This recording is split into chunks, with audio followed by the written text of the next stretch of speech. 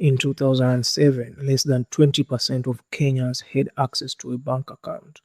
There were no ATMs in the villages, no bank branches in rural areas, and if you wanted to send money to your mother or anyone in the countryside, you gave the cash to a bus driver and prayed that it arrived safely.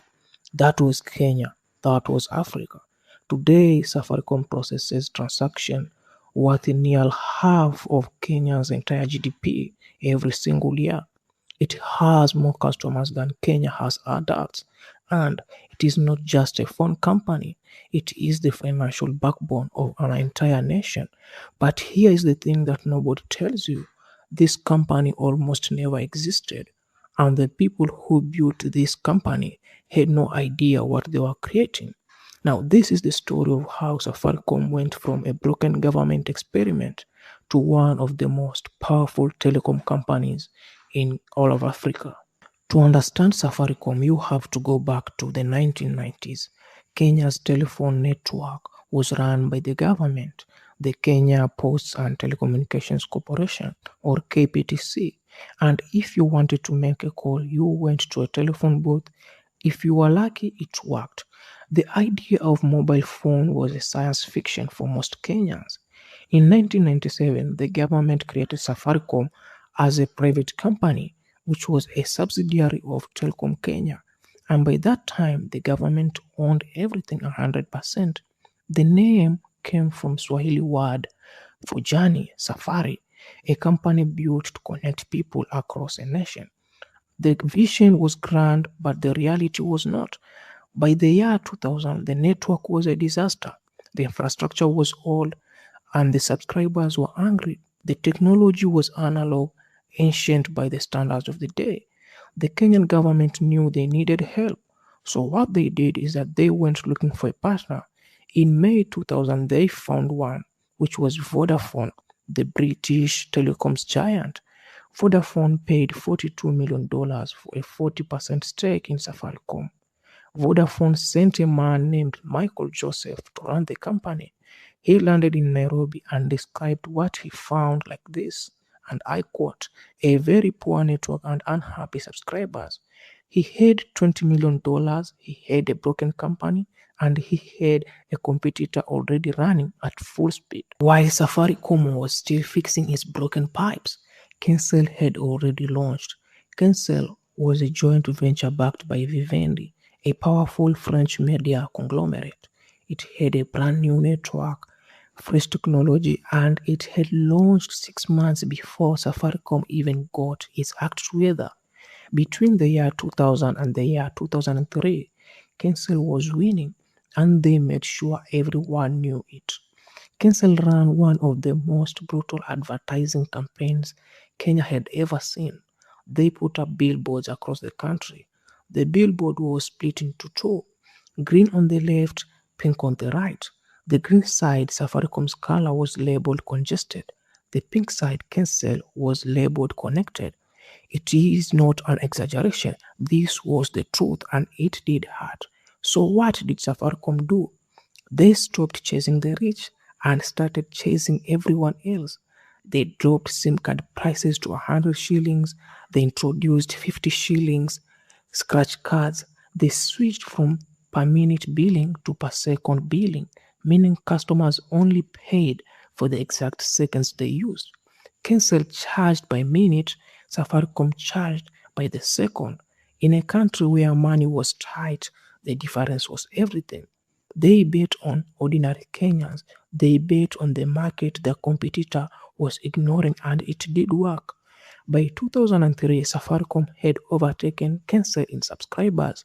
The competitor who had laughed at them was now chasing them.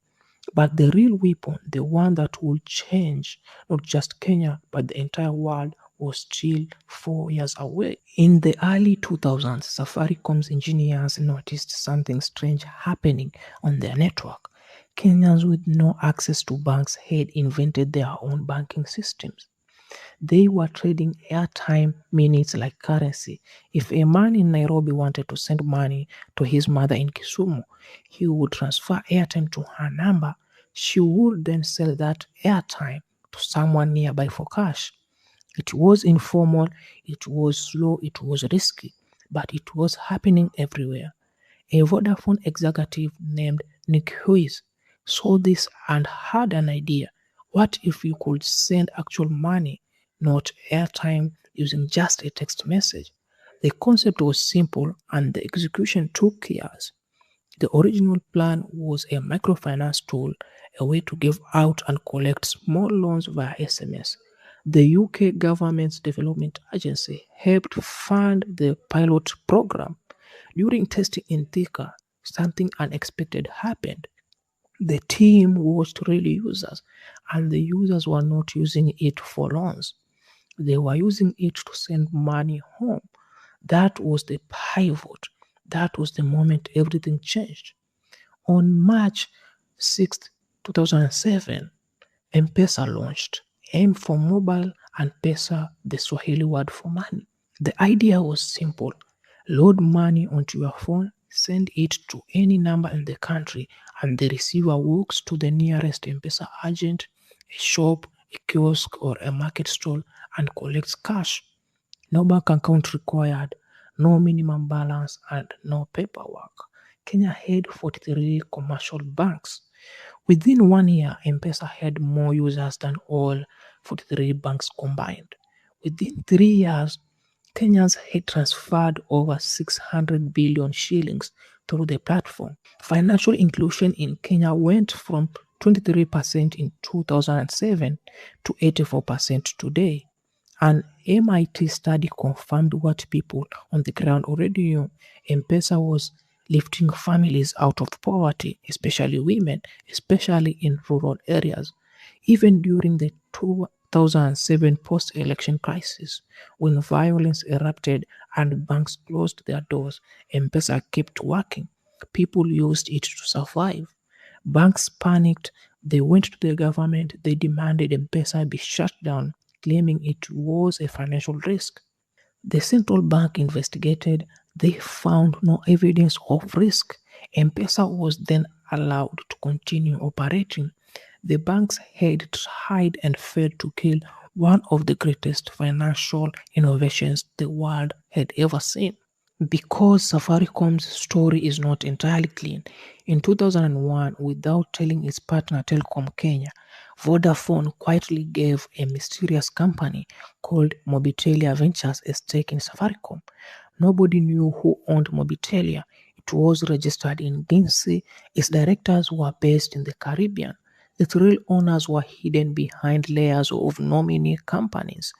When Safaricom went public in 2008 and the shareholding had to be disclosed, Mobitelia appeared.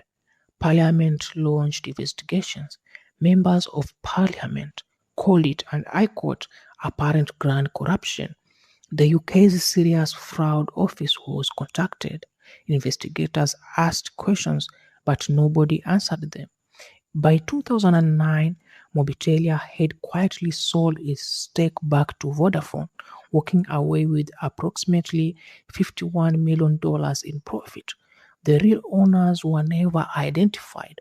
The mystery remains unsolved to this day. Today, Safaricom is not just dominant, it is in a category of its own. In Kenya, it controls 65% of all mobile subscribers in a country of 57 million people. M-Pesa alone holds over 89% of all mobile money transactions in Kenya. In its financial year of 2025, Safaricom generated over $3 billion in revenue. M-Pesa contributed 41% of that total. Since it was founded, Safaricom has paid the Kenyan government over 1.4 trillion shillings in taxes. One company, 1 trillion shillings. It regularly represents over 40% of the entire Nairobi Stock Exchange by market value, and it has been expanding. M-Pesa now operates in Tanzania, Mozambique, DRC, Ghana, Egypt, Lesotho, and most significantly, Ethiopia, where Safaricom launched directly in 2023 and already has over 10 million customers. Today, M-Pesa processes over $450 billion in transactions globally every year. 66 million users across the continent. The company that started with a broken network and $20 million is now one of the most studied business cases in the world. Harvard teaches M-Pesa, the World Bank cites it. Governments across Africa want to copy it. Whether you see Safaricom as a hero or a villain, that depends on where you stand. But what nobody can deny is that without Safaricom, Africa looks very different today. That was the story of Safaricom. If you want to hear the next African business story, subscribe because we are just getting started.